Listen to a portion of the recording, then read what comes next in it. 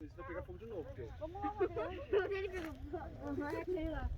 Ó, vai pegar fogo, você vai, eu tô falando. A teimosia é maior que a cabeça, né? Mas eu tirei o que pegou fogo. Não, guri, pega esse aqui. Tira do ferro, Laura.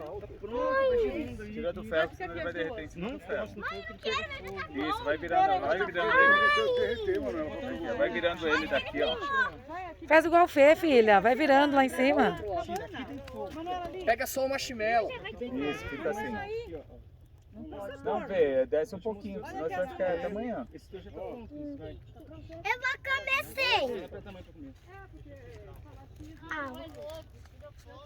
Lolo, vem aqui, ó, tirar com as meninas foto. Vem cá. Fica aí, Maria Luísa. É melhor pegar naquela ali. Ô mãe, eu quero que eu Essa fogueira aqui, ó. Vem cá, Lolo, aqui, ó. Tira tá com fome. Caiu outro do lado dele. Comeu 2 marshmallows daqui. Põe lá dentro, filha. Pronto, mas não quero que queime o meu. Não, vai pôr lá dentro.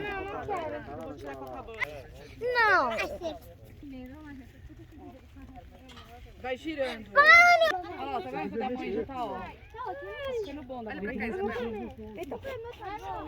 Sem soprar demais. Olha o meu. Bebê, pode comer. Isso. Cuidado pra não pegar fogo, Bê. Mãe, Espera um pouquinho. Vem cá que eu te ajudo. eu não quero, ele quer comer.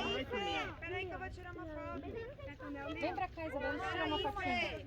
Ele queimou. Eu vou comer, eu gosto. Pode comer. Não é pra ela, deixar ele douradinho. Coloca mais. Não, ela não tem como, ela é muito forte. Tem mais? Toma, tá bom. Eu vou tirar uma foto. Vem os dois. Luísa, coloca ali, ó. Meu fogo veio com tudo. Olha aqui.